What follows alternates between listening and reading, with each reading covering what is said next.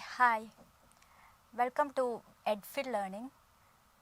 PYQ സെഷനിൽ നമ്മുടെ category 3 KTET category 3യിലെ പാർട്ട് 2 ഇംഗ്ലീഷ് നമ്മുടെ ജനറൽ ഇംഗ്ലീഷ് പാർട്ട് ആയിട്ടുള്ള ക്വസ്റ്റ്യൻസ് ആണ് നമ്മൾ ഡിസ്കസ് ചെയ്യുന്നത്. ഈ ജനറൽ ഇംഗ്ലീഷ് പാർട്ട് കാറ്റഗറി 1 ആയിക്കോട്ടെ 2 ആയിക്കോട്ടെ 3 ആയിക്കോട്ടെ 4 നാലും ഏകദേശം ഓൾമോസ്റ്റ് സെയിം ആണ് കേട്ടോ സിലബസ്. അപ്പം നിങ്ങൾ പ്രീവിയസ് ഇയർ ചെക്ക് നോക്കുന്ന സമയത്ത് ജനറൽ ഇംഗ്ലീഷ് നോക്കുന്നവർ എല്ലാ ക്വസ്റ്റ്യൻ പേപ്പറും ജസ്റ്റ് ഒന്ന് നോക്കുന്നത് നന്നായിരിക്കുമേ. അത് ഇന്ന കാറ്റഗറി എന്നുള്ളത് നിങ്ങൾ നോക്കണ്ട. കാറ്റഗറി 1ഉം 2ഉം 3ഉം 4ലും ജനറൽ ഇംഗ്ലീഷ് ഓൾമോസ്റ്റ് ഒരേ സിലബസാണ് വരുന്നത്. അപ്പം എല്ലാം ഒന്ന് നോക്കി പോകുന്നത് മേ ബി അങ്ങോട്ടും ഇങ്ങോട്ടൊക്കെ ക്വസ്റ്റ്യൻസ് വരുന്നത് കാണുന്നുണ്ട്. Okay, first one, pick out the most suitable answers from the options given along with each question. This question ആണ് നമ്മുടെ ഫസ്റ്റ് കോംപ്രിഹെൻഷൻ ഉണ്ട് എന്നറിയാം. അതിൻ്റെ റിലേറ്റ് ചെയ്തിട്ടുള്ള ഒരു 5 to 6 ക്വസ്റ്റ്യൻസ് ഉണ്ടാവും. അതിന് ശേഷം വരുന്ന ക്വസ്റ്റ്യൻസ് ആയിരിക്കും ഇത് കേട്ടോ. അപ്പോൾ കോംപ്രിഹെൻഷൻ എന്ന് പറഞ്ഞിട്ടുള്ളത് നമ്മൾ വേറൊരു പാർട്ടായിട്ട് തന്നെ ചെയ്യാം കേട്ടോ. അത് ഒരു പാരഗ്രാഫ് തന്ന് അത് റിലേറ്റ് ചെയ്തിട്ട് ക്വസ്റ്റ്യൻസ് ചെയ്യുക എന്നുള്ളതാണ്, നിങ്ങൾക്ക് എല്ലാവർക്കും അറിയുന്നതാണ്. Then first one, the sentence similar in meaning to a bridge was built across the river. ഇതാണ് sentence. A bridge was built across the river is dash. ഈ സെയിം മീനിങ് ഉള്ള മീനിങ് ഡിഫറൻസ് ഇല്ലാതെ വരുന്ന സെൻറ്റൻസ് ഏതാന്നുള്ളതാണ്. 4 ഓപ്ഷനും കൊടുത്തിട്ടുണ്ട്. ഇങ്ങനെ വരുന്ന question എപ്പോഴും നമ്മുടെ പാസീവ് വോയിസ് റിലേറ്റ് ചെയ്തിട്ടുള്ളതായിരിക്കും കേട്ടോ. പാസീവ് വോയിസ് റിലേറ്റ് ചെയ്തിട്ടാണ് A bridge was built across the river. ഇത് ശരിക്കും പാസീവ് വോയിസിലുള്ള ഒരു സെൻറ്റൻസ് ആണ്. അതിനെ നമ്മൾ ആക്റ്റീവ് വോയിസിലേക്ക് മാറ്റുക എന്നുള്ളതാണ് നമ്മുടെ ഈ ഒരു ക്വസ്റ്റ്യൻ്റെ പാറ്റേൺ എന്നുള്ളത്. ഇപ്പോൾ പാസീവ് വോയിസ് എന്നുള്ളത് ജസ്റ്റ് ആക്റ്റീവ് വോയിസും പാസീവ് വോയിസിൻ്റെയും ഒരു കുറച്ച് കാര്യങ്ങൾ എന്തൊക്കെയാണ് ഡിഫറൻസ് ആണ് നമ്മൾ ആക്റ്റീവ് വോയിസിലുള്ള ഒരു സെൻറ്റൻസിനെ പാസീവ് വോയിസിലേക്ക് മാറ്റുന്ന സമയത്ത് ചെയ്യേണ്ടതെന്നുള്ളത് ജസ്റ്റ് ഒന്ന് പറയാം. അപ്പോൾ first one simple present tense ആണിത്. Subject plus V1 plus object ആണ് എന്നുണ്ടെങ്കിൽ means he writes a letter അല്ലേ. He writes a letter. ഇതിൽ ഹി എന്നുള്ളത് സബ്ജക്റ്റാണ്, റൈറ്റ്സ് എന്നുള്ളത് V1 ആണ്, എ ലെറ്റർ ആണ് ഒബ്ജക്റ്റ് എന്നുള്ളത്. ഇതൊന്ന് നമ്മൾ പാസീവിലേക്ക് മാറ്റുന്ന സമയത്ത് ഫസ്റ്റ് ഞാൻ പറഞ്ഞു ഒബ്ജക്റ്റ് എന്നുള്ളത് എടുത്തെഴുതാനാണ് ഞാൻ പറയുന്നത്. അപ്പോൾ ഇതിലുള്ള ഒബ്ജക്റ്റ് ഏതാണ്? A letter. Okay, a letter, a letter, then a letter. Am അല്ലെങ്കിൽ ഈസ് അല്ലെങ്കിൽ ആർ എന്നുള്ളതാണ്.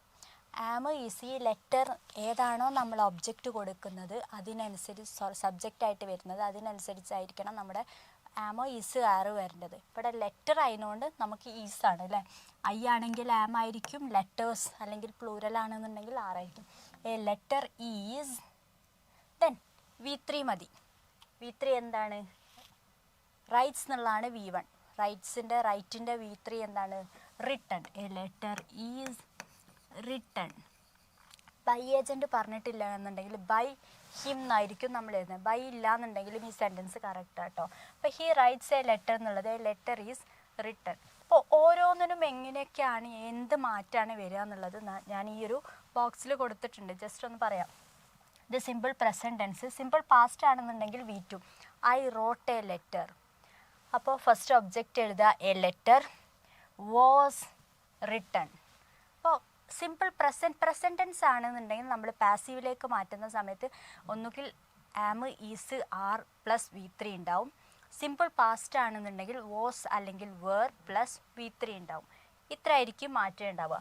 പിന്നെ ആം ഈസ് ആർ പ്ലസ് വേർബിൻ്റെ ING, that means continuous tense ആണെന്നുണ്ടെങ്കിൽ present tense am is are ആയതിനെക്കൊണ്ട് പ്രസൻറ്റ് ടെൻസ് ആയിരിക്കും.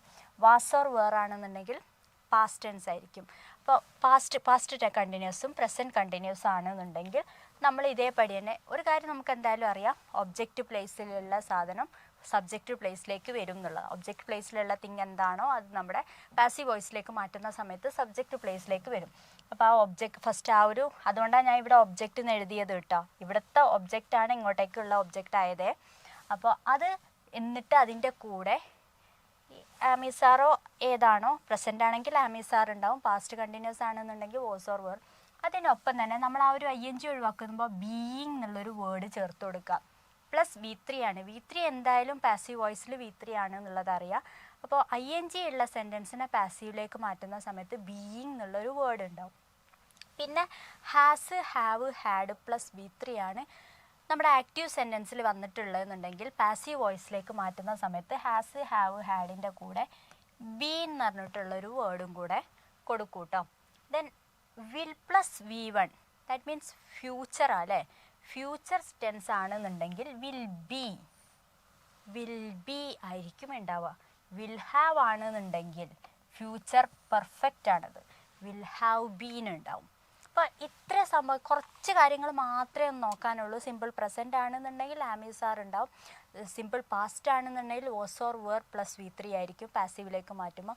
പിന്നെ ING ഉള്ളതിന് അതാത് ടെൻസ് ഏതാണോ അതിൻ്റെ ഓക്സിലിയറി കൊടുത്തതിന് ശേഷം ബീയിങ് ചേർക്കും. ദെൻ പെർഫെക്റ്റ് ടെൻസിലാണെന്നുണ്ടെങ്കിൽ ബീൻ എന്നുള്ളൊരു വേർഡ് ഉണ്ടാവും. ദെൻ സിമ്പിൾ ഫ്യൂച്ചറിന് വിൽ ബി ആവും. ദെൻ ഫ്യൂച്ചർ പെർഫെക്റ്റിന് വിൽ ഹാവ് ബീൻ ആവും. ഇത്രയാണ് നമ്മുടെ നമ്മുടെ പാസീവ് ആക്റ്റീവ് പാസീവിലേക്ക് മാറ്റുന്ന ഒരു പാറ്റേൺ എന്നുള്ളത്. അപ്പോൾ ഇവിടെ A bridge was built across the river. Was built കണ്ടപ്പോൾ തന്നെ നമുക്ക് മനസ്സിലായി എന്താണ്, ഇതൊരു പാസീവ് വോയിസിലുള്ള സെൻറ്റൻസ് ആണ്. അപ്പോൾ ഇതിനെ നമുക്ക് മീനിങ് ചേഞ്ച് ഇല്ലാതെ ആക്റ്റീവ് വോയിസിലേക്കാണ് മാറ്റേണ്ടത്. ദേ ആണ് ഫസ്റ്റ്. ഇപ്പോൾ ഈ വാസ് ബിൽട്ട് ഞാൻ നേരത്തെ പറഞ്ഞു V2 എന്താവും, was or where plus V3 ആവും എന്നാണ് പറഞ്ഞത്. അപ്പം നമുക്കിപ്പോൾ ഇത് ഓൾറെഡി ഉണ്ട്, ഇതിനെ നമുക്ക് ഇങ്ങോട്ടേക്ക് മാറ്റണം എന്നുണ്ടെങ്കിൽ ഇവിടെ വാസ് ബിൽട്ട് എന്നുള്ളതാണ് ഉള്ളത്.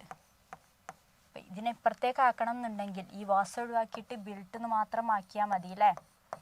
ബിൽട്ട്, വാസ് ബിൽട്ട് ഉണ്ടോ, A bridge was built across the river. അപ്പോൾ ബിൽട്ട് എന്ന് മാത്രം ഉള്ളത് ഏതാണോ അതായിരിക്കും നമ്മുടെ answer. They built a bridge across the river. ഇതിനെ നിങ്ങളൊന്ന് പാസീവിലേക്ക് മാറ്റി നോക്ക്. എ ബ്രിഡ്ജ്, ബിൽട്ട് എന്നുള്ളത് V2 ആണ്. അപ്പോൾ was built across the river എന്നായിരിക്കും അതിൻ്റെ പാസീവ് എന്നുള്ളത്. ഹാവ് ബിൽട്ട് ആണെന്നുണ്ടെങ്കിൽ ഇതിൽ ബീന് വരണം, അതില്ല. ബിൽഡിങ് ING ഉള്ളതുകൊണ്ട് ബീയിങ് വരണം, അതുമില്ല. അതുകൊണ്ട് തന്നെ ഇതൊന്നും അല്ല, ഫസ്റ്റ് ആണ് they built a bridge across the river എന്നുള്ളതാണ് passive voice. Then she met by chance her close friend yesterday. The underlined words can be replaced by the phrase met by chance. യാദൃശ്ചികമായിട്ട് കണ്ടുകൂട്ടി എന്നൊക്കെ നമ്മൾ പറയൂലേ, that is she met by chance her close friend yesterday. The underlined words can be replaced by the phrase came across, put across, gave around, dropped in. Okay. അപ്പോൾ phrasal verb relate ചെയ്തിട്ടുള്ള again question ആണിത്. അപ്പോൾ ഓരോന്നും എന്താണെന്ന് അറിയണോ അല്ലേ. Came across means എന്താണ്, met by chance ആണ് കേട്ടോ, came across. Then put across എന്ന് പറഞ്ഞാലോ കമ്മ്യൂണിക്കേറ്റ് ചെയ്യുന്നതിനാണ്, നമ്മൾ ആശയവിനിമയം നടത്താണ് പുട്ട് അക്രോസ് എന്ന് പറയുക. Then bring around, to persuade someone to have the same opinion as you have. നിങ്ങൾക്കുള്ള അതേപടിയുള്ള അഭിപ്രായം തന്നെ മറ്റാളെ കൊണ്ടും നമ്മളൊന്ന് പ്രേരിപ്പിക്കുക എന്നൊക്കെ പറയും. ബ്രിങ് അറൗണ്ട്, അവരെ നമ്മളെ കൂട്ടത്തേക്ക് കൂട്ടുക എന്നുള്ള. ദെൻ ഡ്രോപ്ഡ് മീൻസ് ഒരു ഇൻഫോർമൽ വിസിറ്റ് എന്നുള്ളതാണ്. ഡ്രോപ്പ് ചെയ്യുക എന്ന് നമ്മളെപ്പോഴും പറയുന്ന, മലയാളത്തിലാണെന്നുണ്ടെങ്കിൽ നമ്മൾ പറയാൻ ഡ്രോപ്പ് ചെയ്യുക എന്നുള്ളത് പറയാറുണ്ട്. അപ്പോൾ നമ്മുടെ ക്വസ്റ്റ്യൻ എന്തായിരുന്നു, she met by chance her close friend. Met by chance എന്നുള്ളതിൻ്റെ ഫ്രേസൽ വേർബ് ഏതാന്നുള്ളതാണ്. ഏതാണ്, കെയിം അക്രോസ്. പുട്ട് അക്രോസ് എന്താണ്, കമ്മ്യൂണിക്കേറ്റ്. കെയിം അക്രോസും പുട്ട് അക്രോസും എപ്പോഴും വരാറുണ്ട് കേട്ടോ. കെയിം അക്രോസ് എന്ന് പറയുന്നത് മെറ്റ് ബൈ ചാൻസ് ആണ്. Put across means put across, അതാലോചിച്ചാൽ മതി. Communicate, put across. Okay, communicate. Then the coffee is very hot, I cannot drink it. രണ്ട് സെൻറ്റൻസ് തന്നിട്ടുണ്ട്. Both these sentences can be combined without a change of meaning. ഈ രണ്ട് സെൻറ്റൻസിനെ നമ്മളടുത്ത് combine ചെയ്യാനാണ് പറയുന്നത്. Conjunction relate ചെയ്തിട്ടുള്ള ക്വസ്റ്റ്യൻ ആണ്. ഇതിനെന്താണ്, നമ്മുടെ അടുത്ത് കമ്പൈൻ ചെയ്യാൻ പറയുന്നുണ്ട്, പക്ഷേ മീനിങ് ചേഞ്ച് ചെയ്യാനും പാടില്ല. 4 ഓപ്ഷൻ കൊടുത്തിട്ടുണ്ട്. The coffee is too hot so I cannot drink it. The coffee is too hot for me to drink it. The coffee is too hot so that I cannot drink it. The coffee is too hot not to drink. അപ്പോൾ ഈ ഒരു 4 option കണ്ടാൽ തന്നെ അറിയാം നമ്മളൊരു expression relate ചെയ്ത് കൺജങ്ഷനിൽ തന്നെ too hardly when lest should so that എന്നൊക്കെ പറഞ്ഞിട്ടുള്ള ആ ഒരു റിലേറ്റ് ചെയ്തിട്ടുള്ള ക്വസ്റ്റ്യനാണ് ശരിക്കും ഇതിൽ. അപ്പോൾ ഇത് ഈ ഒരു 4 ഓപ്ഷൻ നോക്കുന്ന സമയത്ത് ടൂന്ന് എവിടെയാണോ വന്നത് അതായിരിക്കും കറക്റ്റ്. ഇവിടെ ടു സോ എന്നുള്ളൊരു എക്സ്പ്രഷൻ ഇല്ല. ടു സോ എന്ന് പറയില്ല. The coffee is too hot so അങ്ങനെ പറയൂല. അതൊരു മീനിങ് ചേഞ്ച് ആയിട്ട് തന്നെ വരുന്നുണ്ട്. Coffee is too hot for me to drink ആണെന്നുണ്ടെങ്കിൽ കറക്റ്റാണ്. The coffee is too hot so that ഇങ്ങനെ ഒരു സംഭവം വരുന്നില്ല കേട്ടോ. Then the coffee is too hot not to drink ഇങ്ങനെയല്ല, ഇത് മീനിങ് ചേഞ്ച് ആവുന്നുണ്ട്. അപ്പോൾ കറക്റ്റായിട്ടുള്ളത് ഏതാണ്? The coffee is too hot for me to drink എന്നുള്ള. ഓക്കെ, ടു അതിൻ്റെ ഒരു I was very busy I could not talk to her. അപ്പോൾ അതിനെ നമ്മൾ ആൻസറായിട്ട് I was too busy to talk to her. ഇങ്ങനെ ഒരു സെൻറ്റൻസ് തരികയാണ്. I was very busy I could not talk to her. Too ചേർത്ത് എഴുതാൻ പറയുന്ന സമയത്ത് ഐ വാസ് ഈ വെരി നമ്മൾ മാറ്റിയിട്ട് too busy to talk to her. പിന്നെ കുഡ് നോട്ടിൻ്റെ ആവശ്യമില്ല കേട്ടോ.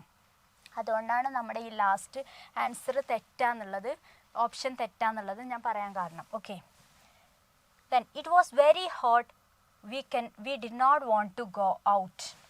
It was too hot to go out. Too എന്നുള്ള എക്സ്പ്രഷനാണത്. ദെൻ സോ ദാറ്റ് ആണെന്നുണ്ടെങ്കിൽ the thief was so clever that. അല്ലാതെ ടു സോയും ഉള്ള ഒരു എക്സ്പ്രഷൻ ഇല്ല. അതേപടി ടു സോ ദാറ്റ് എന്നുള്ള എക്സ്പ്രഷൻ ഒന്നുമില്ല. So that too the thief was so clever that he could not be caught by the policeman.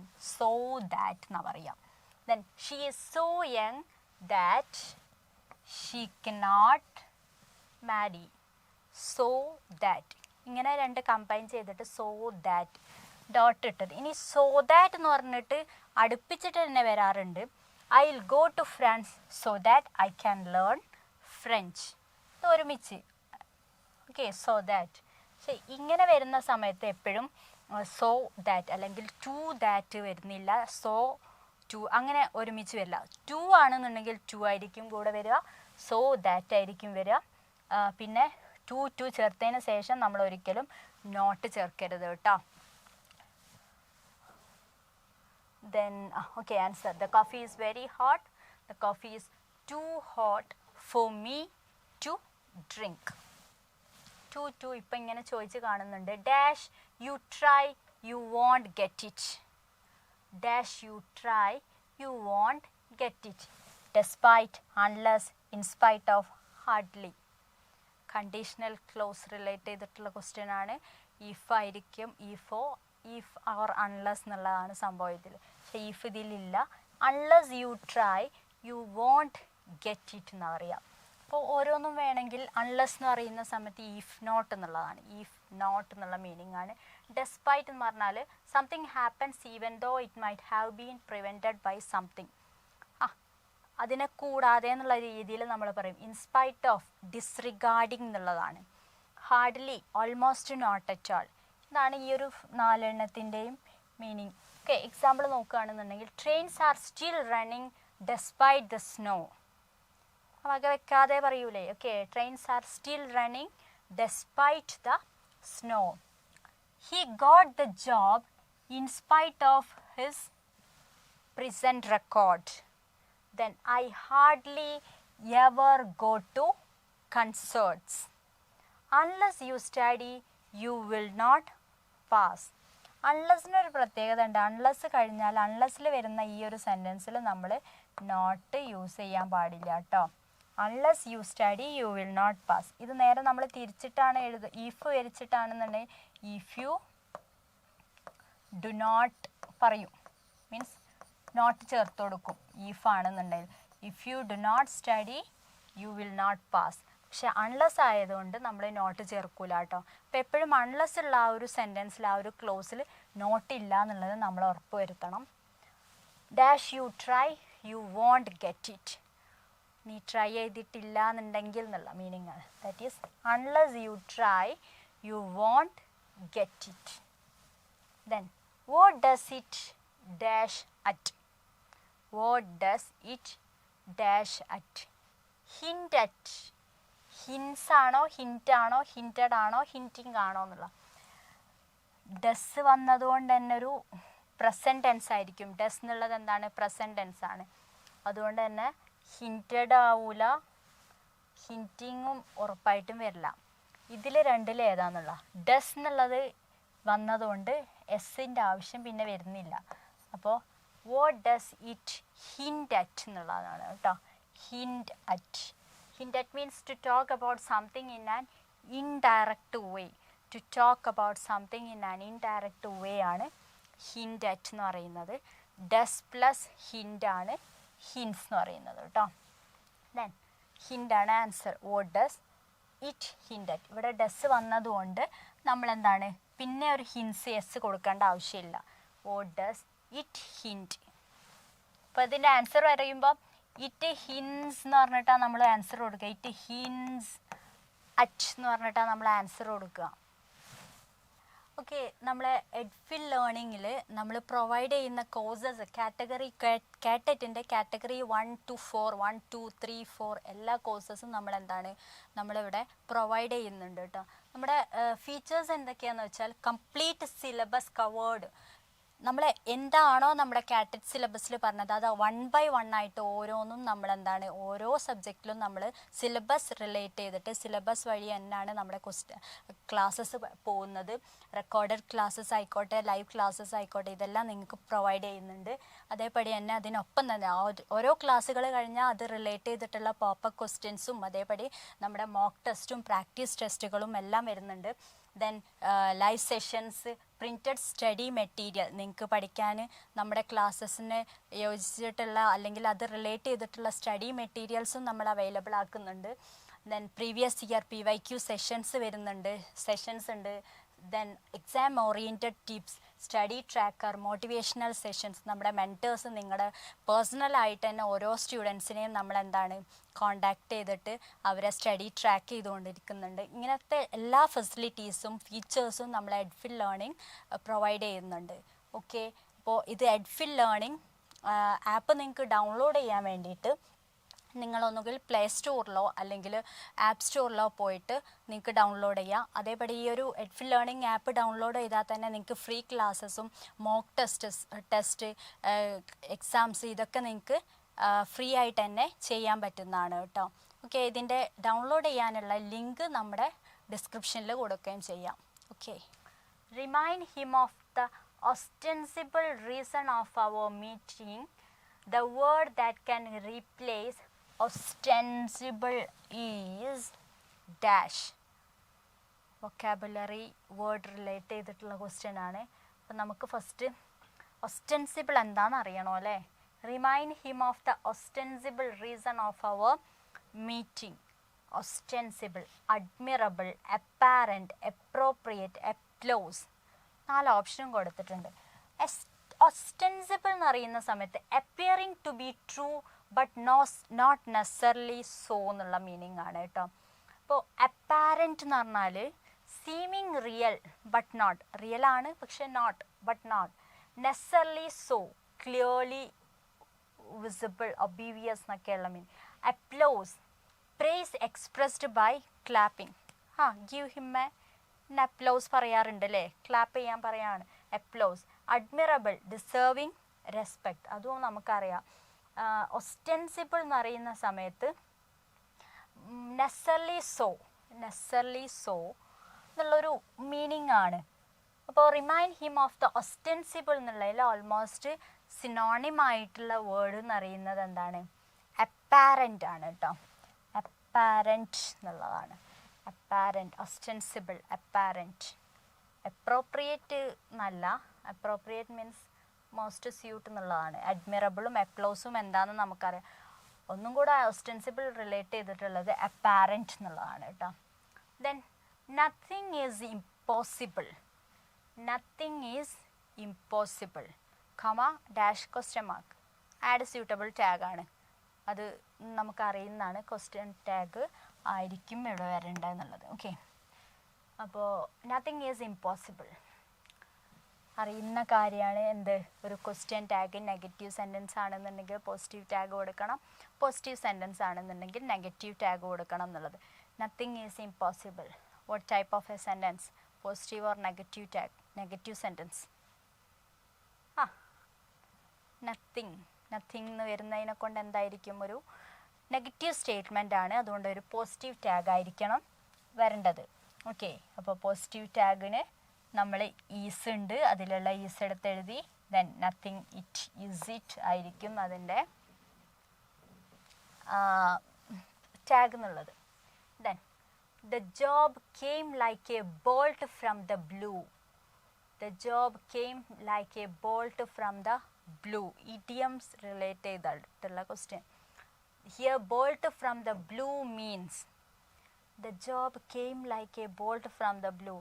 Sudden and hilarious, sudden and auspicious, sudden and unexpected, sudden and shattering. The job came like a bolt from the blue. Sudden എല്ലാത്തിലും ഉണ്ട്. പിന്നെ ഇപ്പുറത്തുള്ള ഹൈലാറിയസ് ആണോ, auspicious ആണോ, unexpected ആണോ, shattering ആണോ എന്നുള്ള ഒരു job ആയതുകൊണ്ട് തന്നെ എപ്പോഴും എന്തായിരിക്കും? സഡൻ ആൻഡ് അൺഎക്സ്പെക്റ്റഡ് ആണ് അല്ലേ. ബോൾട്ട് ഫ്രം ദ ബ്ലൂ എന്ന് പറഞ്ഞാൽ sudden and unexpected event or piece of news എന്നുള്ളതാണ് ബോൾട്ട് ഫ്രം ദ ബ്ലൂ എന്ന് പറയുന്ന ഇഡിയത്തിൻ്റെ മീനിങ് കേട്ടോ. ഇഡിയംസ് ആൻഡ് ഫ്രേസസ് എല്ലാ ക്വസ്റ്റ്യൻ പേപ്പറിലും വരുന്നതാണ്. കുറച്ച് നമ്മൾ പ്രീവിയസ് ഇയറൊക്കെ നോക്കിയപ്പോൾ ഒരിക്കലും അത് റിപ്പീറ്റ് ചെയ്ത് വരുന്നൊന്നുമില്ല. എന്നാലും കുറേ കാര്യങ്ങൾ, കുറേ ഇഡിയംസൊക്കെ നമ്മളിങ്ങനെ നോക്കിക്കൊണ്ടിരിക്കുന്ന സമയത്ത് ബൈ ഹാർട്ടിങ്ങിൻ്റെ ആവശ്യമൊന്നുമില്ല. ജസ്റ്റ് ഇങ്ങനെ നോക്കുമ്പോൾ നമ്മുടെ മൈൻഡിലേക്ക് വരും. മേ ബി ഒരു സെൻറ്റൻസ് തരുന്ന അതിനെക്കൊണ്ട് അതിൽ നിന്ന് തന്നെ നമുക്ക് മനസ്സിലാക്കാനും പറ്റുന്നുണ്ട് കേട്ടോ. അപ്പോൾ ഇതൊക്കെയാണെന്നുണ്ടെങ്കിൽ ഒരു നമ്മുടെ ജോബാണ്. അതുകൊണ്ട് ഹൈലാറിയസ്, സസ്പീഷ്യസ്, ഷാറ്ററിങ് അങ്ങനത്തെ വേർഡ്സൊന്നും വരില്ല. എന്തായാലും സഡൻ ആൻഡ് അൺഎക്സ്പെക്റ്റഡ് ഈ ഒരു ഓപ്ഷൻ നോക്കിയാൽ തന്നെ നമുക്ക് ചിലത് കിട്ടാനും ചാൻസ് ഉണ്ട്. Then identify the sentence that is acceptable from the ones given below. 4 sentence കൊടുത്തിട്ടുണ്ട്. Shaji as well as his parents are coming now. Shaji as well as his parents is coming now. Ravi as well as his parents have been coming now. Ravi as well as his parents were coming now. Okay, അപ്പോൾ ഇതിലെല്ലാത്തിലും common ആയിട്ടൊരു സാധനമുണ്ട്, as well as എന്ന് പറയുന്നത്. അപ്പോൾ ഈ ഒരു സെൻറ്റൻസിൻ്റെ answer എഴുതണം എന്നുണ്ടെങ്കിൽ, കിട്ടണം എന്നുണ്ടെങ്കിൽ നമുക്ക് ആസ് വെൽ ആസ് വെച്ചിട്ട് ആസ് വെൽ ആസിൻ്റെ റൂൾ അറിയണം. സബ്ജക്റ്റ് വേർബ് എഗ്രിമെൻറ്റ് കോൺകോർഡിൻ്റെ റൂളിൽ ആസ് വെൽ ആസ് വരുന്ന സമയത്ത് നമ്മൾ എന്ത് റൂളാണ് ആ സബ്ജക്റ്റ്, ഏത് സബ്ജക്റ്റ്, 2 സബ്ജക്റ്റ് ഉണ്ടാവും അല്ലേ. ഇവിടെ ഇപ്പം ഷാജി ഉണ്ട്, ആളുടെ പാരൻസും ഉണ്ട്. ഇതിൻ്റെ ഏതിനനുസരിച്ചാണ് നമ്മുടെ 2 സബ്ജക്റ്റ് വരുന്ന സമയത്ത്, 2 സബ്ജക്റ്റിനെ ആസ് വെൽ ആസ് വെച്ച് കണക്ട് ചെയ്യുന്ന സമയത്ത് നമ്മുടെ ഏത് ഫസ്റ്റ് സബ്ജക്റ്റിനനുസരിച്ചാണോ സെക്കൻഡ് സബ്ജക്റ്റിനനുസരിച്ചാണോ ഈ ഒരു വേർബ് കൊടുക്കുക എന്നുള്ളതാണ് നമുക്കറിയേണ്ടത്. അപ്പോൾ ആസ് വെൽ ആസിൻ്റെ rule, okay, when the subject consist of 2 nouns or pronouns and is joined with as well as, the verb must agree with the first of them. ആദ്യം ഏതാണോ പറഞ്ഞത് അതിനനുസരിച്ചായിരിക്കണം നമ്മൾ ആസ് വെൽ ആസ് കൊടുക്കുന്ന സമയത്ത് verb. ഇപ്പോൾ the students as well as teacher are coming എന്നാണ്. ഇപ്പോൾ ഇവിടെ ഈ ഒരു സ്റ്റുഡൻസിനനുസരിച്ചാണ് നമ്മുടെ ആറ് വന്നത് കേട്ടോ. സ്റ്റുഡൻസ് എന്ന് പറഞ്ഞതുകൊണ്ടാണ് നമ്മൾ ആറ് പറഞ്ഞത്. ആദ്യം ഏതാണോ പറയുന്നത് first, according to the first subject, ആദ്യം പറയുന്ന സബ്ജക്റ്റ് ഏതാണോ അതിനനുസരിച്ചായിരിക്കും ആസ് വെൽ ആസ് വരുന്ന സമയത്ത് നമ്മൾ വേർബ് കൊടുക്കേണ്ടത്. The teacher as well as the students is coming. ഇപ്പോൾ ഇവിടെ ഇത് ഞാൻ തിരിച്ചു കൊടുത്തു. ഈ സെയിം സംഭവം ആദ്യം ഞാൻ ടീച്ചറെ എടുത്തപ്പോൾ ഇതിൻ്റെ പാറ്റേൺ മാറി. ടീച്ചർ ആയതുകൊണ്ട് ഞാനിവിടെ ആറുള്ളത് എന്തായി, ഈ സൈഡിലെ ഇവിടെ ടീച്ചർ എന്ന് പറയുന്നത് സിംഗുലറാണ്. അതുകൊണ്ട് തന്നെ നമ്മുടെ വേർബ് എന്തായിരിക്കണം, സിംഗുലർ ആയിരിക്കണം കേട്ടോ. അപ്പോൾ ആസ് വെൽ ആസിൻ്റെ കേസിൽ according to the first subject എന്നുള്ള അങ്ങനെയാണെന്നുണ്ടെങ്കിൽ നിങ്ങളുടെ ഈ ഒരു 4 ഓപ്ഷനിൽ ഏതായിരിക്കും ആൻസർ ഉണ്ടാവുക? Shaji as well as his parents are coming. Shaji singular ആണ്, അപ്പോൾ അവിടെ ആർ വരില്ല. ഓക്കെ, തെറ്റാണ്. Shaji as well as his parents is coming. കറക്റ്റാ അല്ലേ? Ravi as well as his parents have. Ravi ആയതുകൊണ്ട് ഇവിടെ ഹാസ് മതി. Ravi as well as his parents were coming. രവിയാണ്, അവിടെ വേറെ വേണ്ട, വാസ് മതി. അപ്പോൾ ഇതിലുള്ള ആൻസർ ഏതാണ്? ഓക്കെ, അപ്പോൾ ആസ് വെൽ ആസിൻ്റെ റൂൾ എന്താണെന്ന് അറിയാം. According to the first subject. First subject ഏതാണോ കൊടുക്കുന്നത് അതിനനുസരിച്ചായിരിക്കും നമ്മുടെ വേർബ് കൊടുക്കേണ്ടതെന്നുള്ളത്. കോൺകോർഡ് സബ്ജക്റ്റ് വേർബ് എഗ്രിമെൻ്റ് എന്നുള്ള റിലേറ്റ് ചെയ്തിട്ടുള്ള ക്വസ്റ്റ്യൻ ആണ്. അപ്പോൾ അതെന്തായാലും Shaji as well as his parents is coming now എന്നുള്ളതാണ് നമ്മുടെ answer. As well as, neither nor, either or, ഇങ്ങനെയൊക്കെ ക്വസ്റ്റ്യൻസ് വരാറുണ്ട്. ആസ് വെൽ ആസ് അലോങ് വിത്തിന് according to the first subject. ഇനിയിപ്പോൾ നൈദർ നോർ ഐദർ ഓർ ഒക്കെ ആണെന്നുണ്ടെങ്കിൽ according to the second subject ആണ് കേട്ടോ. അതൊന്ന് ഓർത്ത് വെക്കണേ. ആസ് വെൽ ആസിനെ പോലെ തന്നെ പിന്നെയും ചോദിക്കുന്ന ഒരു ക്വസ്റ്റ്യൻ ആണ് നൈദർ നോർ ഐദർ ഓർ എന്നുള്ളത്. നൈദർ നോർ ഐദർ ഓർ വെച്ചിട്ട് രണ്ട് സബ്ജക്റ്റിനെ കണക്ട് ചെയ്യുന്ന സമയത്ത് according to the second subject. As well ആസിന് ഫസ്റ്റ് സബ്ജക്റ്റ് ആണെന്നുണ്ടെങ്കിൽ നൈദർ നോറിന് സെക്കൻഡ് സബ്ജക്റ്റ് ആണ് എന്നുള്ളത് ഓർക്കുക. Then you ought to look after your aged parents.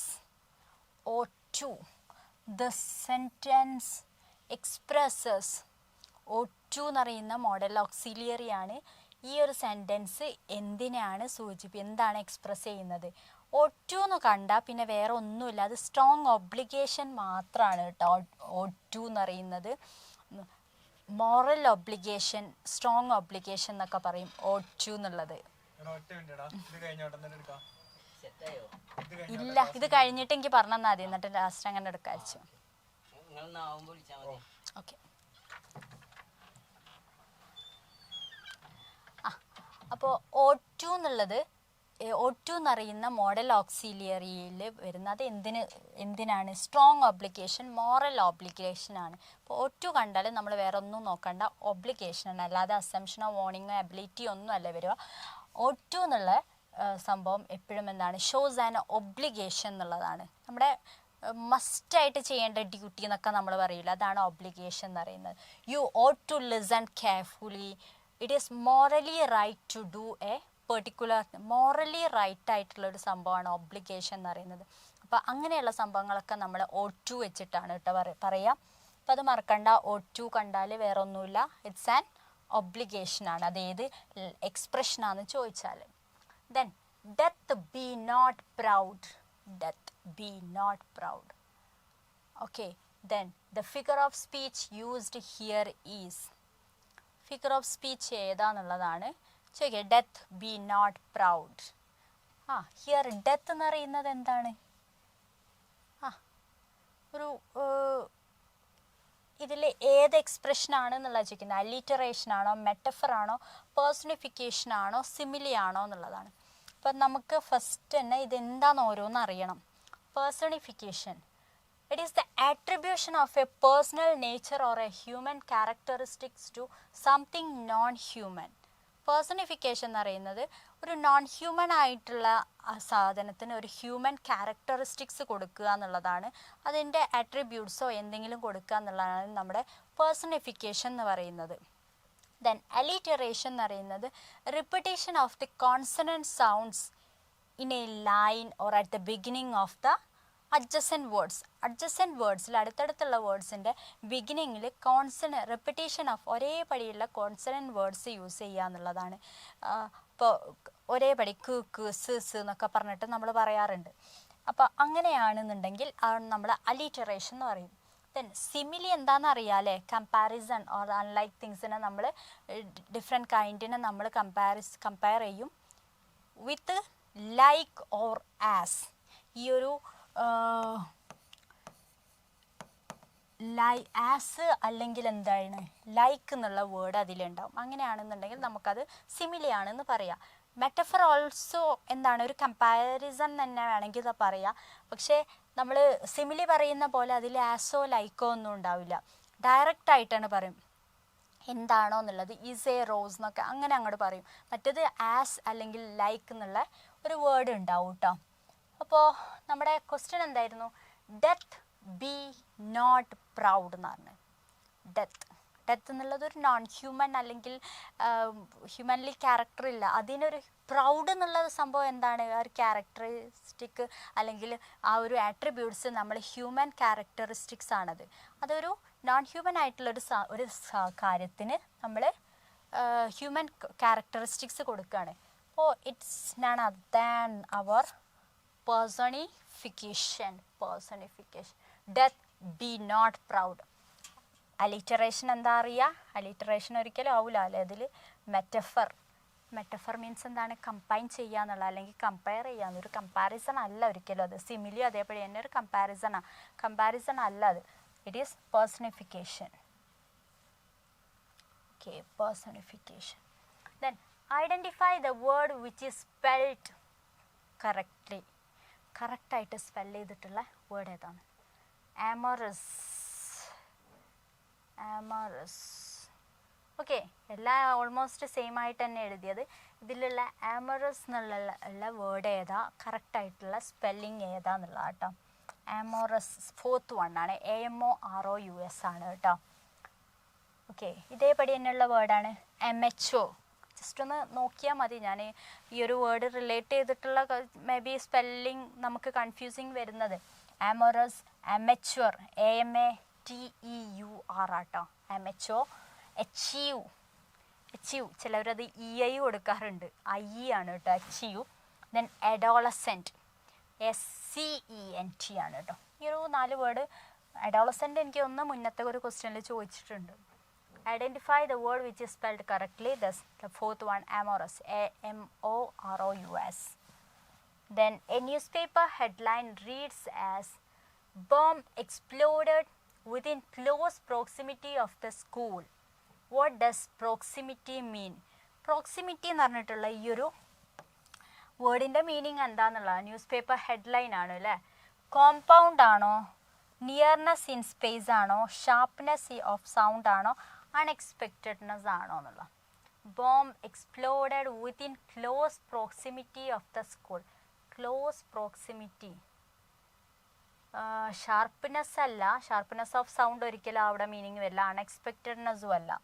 ഇതുമല്ല. ആ ക്വസ്റ്റ്യൻ തന്നെ മനസ്സിലാക്കുക. പിന്നെ നമ്മുടെ കോമ്പൗണ്ട് ആണോ നിയർനെസ് ആണോ എന്നുള്ളതായിരിക്കും നമ്മുടെ നെക്സ്റ്റ് പ്രശ്നം എന്നുള്ളത്. ഓക്കെ, ഇറ്റ് ഈസ് പ്രോക്സിമിറ്റി എന്ന് പറയുന്ന പ്രോക്സിം എന്ന് പറയുന്നത് എന്താണ്? പ്രോക്സിമിറ്റി നിയർ എന്നുള്ള മീനിങ് ആട്ടോ. നിയർനെസ് ഇൻ സ്പേസ് ആയിരിക്കും ഇതിൻ്റെ answer. Proximity, close proximity. Close compound എന്ന് പറയൂലല്ലോ. Close compound of the school. It's not correct. It is nearness in space, proximity. Then next one, he asked her, do you know me? This can be reported as. He asked her, do you know me? അപ്പോൾ reported സ്പീച്ചാണ്. Reported speech മാത്രമല്ല, ഇത് ഏത് type of sentence ആണ്? Question type അല്ലേ. Question mark ഉണ്ട്. ഇപ്പോൾ question type ഇൻ്റർഗേറ്റീവ് ആണെന്ന് അറിയാം. ഇൻ്റർഗേറ്റീവ് തന്നെ പിന്നെ 2 എണ്ണം ആക്കിയിട്ട് മാറ്റിയിട്ടുണ്ട്. WH ക്വസ്റ്റ്യൻസും yes or no ക്വസ്റ്റ്യനും. Yes or no WH question ആണോ? അല്ല ഇത് എസ് ഓർ നോ ക്വസ്റ്റ്യൻ ആണ്. അപ്പോൾ ഡു യു നോ മീ, നിങ്ങൾക്ക് എന്നെ അറിയുമോ എന്നാണ് ചോദിക്കുന്നത്. അപ്പോൾ എന്തായിരിക്കും? എസ് അല്ലെങ്കിൽ നോ എന്നുള്ളതാണ്. അതുകൊണ്ട് തന്നെ ഇതൊരു എസ് ഓർ നോ ക്വസ്റ്റ്യൻ ആണ്. എസ് ഓർ നോ ക്വസ്റ്റ്യനെ നമ്മൾ റിപ്പോർട്ട് ചെയ്യുന്ന സമയത്ത് ഫസ്റ്റ് നമ്മൾ സബ്ജക്റ്റ് പറയും, എന്നിട്ട് റിപ്പോർട്ടിംഗ് വേർബ് ഹിയർ ആസ്ക്ഡ് തന്നെ ആയിരിക്കും ക്വസ്റ്റ്യൻ കേസിൽ. എന്നിട്ട് കണക്റ്റീവായിട്ട് എന്ത് കൊടുക്കും? ഈഫ് അല്ലെങ്കിൽ വെദർ കൊടുക്കും. എന്നിട്ട് നമ്മുടെ ആ ക്വസ്റ്റ്യനിലുള്ള സബ്ജക്റ്റും വേർബും. ഇതായിരിക്കും അതിൻ്റെ പാറ്റേൺ കേട്ടോ. ഫസ്റ്റ് നമ്മൾ സബ്ജക്റ്റ് ആരാണോ പറഞ്ഞത്, he asked, reporting verb her, ആരോട്. ദെൻ കണക്റ്റീവായിട്ട് ഏത് കൊടുക്കും? ഈഫ് ചേർക്കൂ അല്ലേ. ഓക്കെ, ഈഫ് ഇതുവരെ എല്ലാത്തിലും കറക്റ്റാണ്. ഹി ആസ്ക്ഡ് ഹെർ, ഈഫ് എന്നുള്ളത് എല്ലാത്തിലും. ഇനി she did new him, she non him, she knew him, she does new him. ഇവിടെ എന്താണെന്നുള്ളതാണ് നമുക്ക് അടുത്ത് അറിയേണ്ടത്. ഇപ്പോൾ ഞാൻ പറഞ്ഞു ഈഫ് കഴിഞ്ഞതിന് ശേഷം ഇതിലുള്ള വേർബ് ഫസ്റ്റ് എഴുതുക, സബ്ജക്റ്റ് ആദ്യം എഴുതുക എന്നാണ്. യു എന്നുള്ളത് എന്താണ്? ഇവിടെ ഹെർ ആയതുകൊണ്ട് ഷീ ആണ് അല്ലേ. ഈഫ് ഷീ, ദെൻ എന്നിട്ട് വേർബ് എഴുതാനാണ് ഞാൻ പറഞ്ഞത് സബ്ജക്റ്റ് കഴിഞ്ഞതിന്.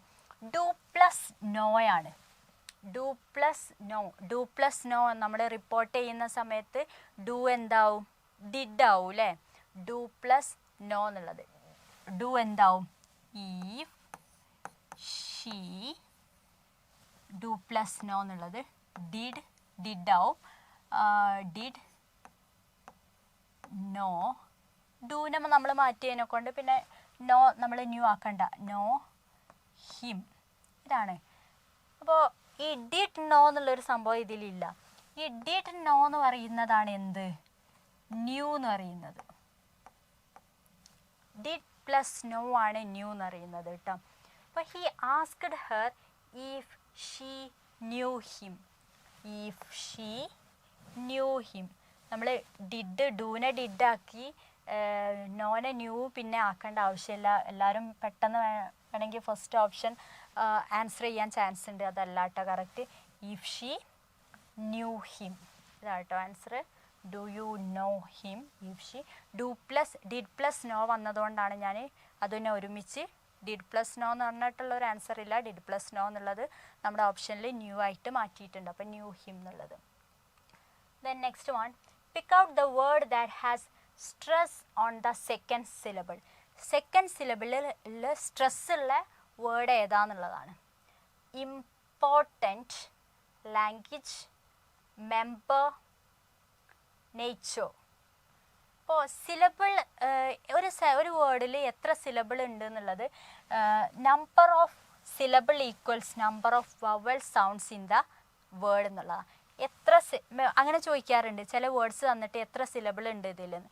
അപ്പോൾ നമ്മൾ അതിനെ ഏറ്റവും എത്ര വവൽ സൗണ്ട്സ് അതിൽ പറയുന്നുണ്ടോ അത്രയും സിലബിൾസ് അതിലുണ്ടാവും കേട്ടോ. അങ്ങനെയാണ് അറിയേണ്ടത്. അപ്പോൾ ഇവിടെ ഇമ്പോർട്ടൻറ്റ് ഐ എന്നുള്ളത് ഇ എന്നുള്ള സൗണ്ട് ഇവിടെ 1 ആണ്. പോ ഓ 2 വവൽ സൗണ്ട് എ ടെൻറ്റ്. അങ്ങനെ മൂന്ന് 3 സിലബിൾ ആയിട്ടുള്ള ഒരു വേർഡാണ് ഇമ്പോർട്ടൻറ്റ്.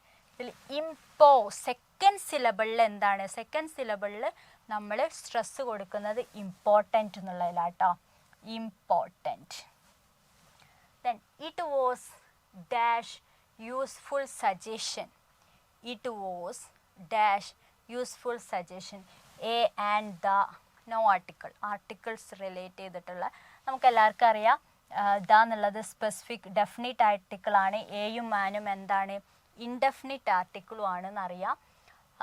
Indefinite article. പിന്നെ വേറൊരു സംഭവം കൂടെ ഉണ്ട്, and before vowel sounds.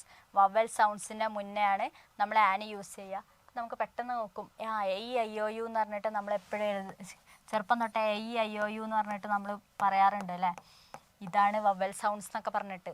Okay, അപ്പോൾ ആ രീതിയിൽ നമ്മൾ ഈ ഒരു യു എന്നുള്ളതിൻ്റെ മുന്നേ എന്ത് കൊടുക്കും, ആന് യൂസ് ചെയ്യാൻ ചാൻസ് ഉണ്ട്. പക്ഷേ ഇറ്റ് വാസ് യു ഇവിടെ യൂസ്ഫുൾ എന്നുള്ളത് ഈ സൗണ്ട് ഒരു വവൽ സൗണ്ടാണോ? അല്ലല്ലോ, വവൽ സൗണ്ട് അല്ലല്ലോ. ഈ സൗണ്ട് സൗണ്ട് എന്താണ്, കോൺസണൻറ്റ് സൗണ്ടാണ്. അതുകൊണ്ട് തന്നെ ആൻ ആയിരിക്കില്ല ആൻസർ കേട്ടോ. യു കണ്ട ഉടനെ തന്നെ ആന് പോയിട്ട് കൊടുക്കാൻ നിൽക്കണ്ട. It was A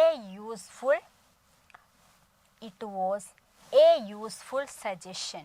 useful, uniform, university എന്നൊക്കെ പറയുന്നതിന് മുന്നേ എ ആയിരിക്കും കേട്ടോ യൂസ് ചെയ്യുക, ആൻ അല്ലേ. Then pick out the sentence that is acceptable. One of my friends works in A bank. One of my friends work in a bank. One of my friends have been working in a bank. One of my friends working in a bank.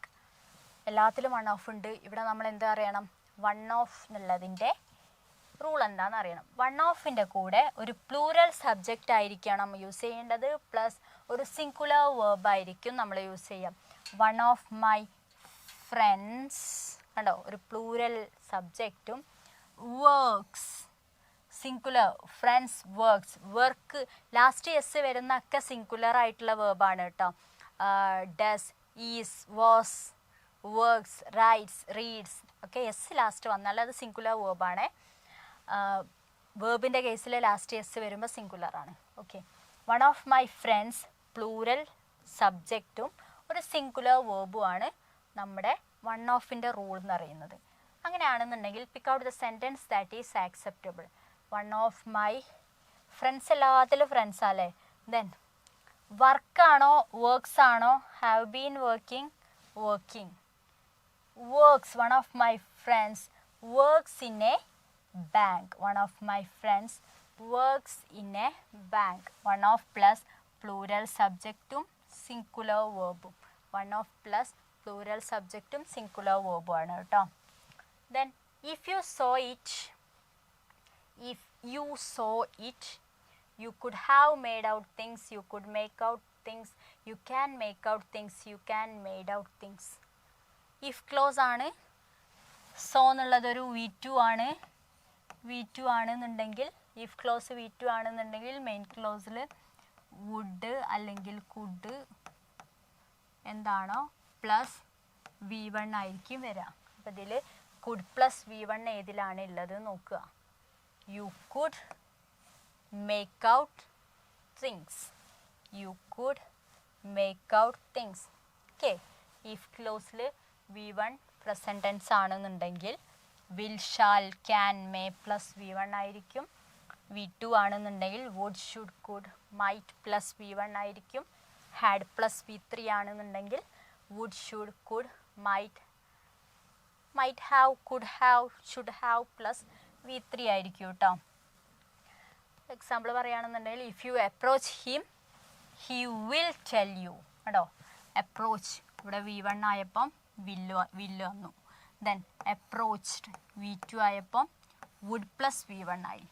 had plus approached had plus V3 ആയപ്പോൾ had plus V3 ആവുന്ന സമയത്ത് would have plus V3 ആയിരിക്കും വരാം. would have plus V3. ഇതാണ് if clause. if clauseൻ്റെ questions എപ്പോഴും വരാറുണ്ട്. നേരത്തെ പറഞ്ഞു if clause പോലെ തന്നെ അൺലെസ് എന്നുള്ള സംഭവം വരും. അൺലെസ് ഉള്ള ക്ലോസിൽ ഒരിക്കലും നമ്മൾ നോട്ട് യൂസ് ചെയ്യാൻ പാടില്ല. ഓക്കെ, അപ്പോൾ ഇത്രയേ ഉള്ളായിരുന്നു നമ്മുടെ ഈ ഒരു കാറ്റഗറി 3യിൽ വന്നിട്ടുള്ള ജനറൽ ഇംഗ്ലീഷ് പാർട്ട്. പിന്നെ കോംപ്രിഹെൻഷൻ പാർട്ടായിരുന്നു. Okay, thank U.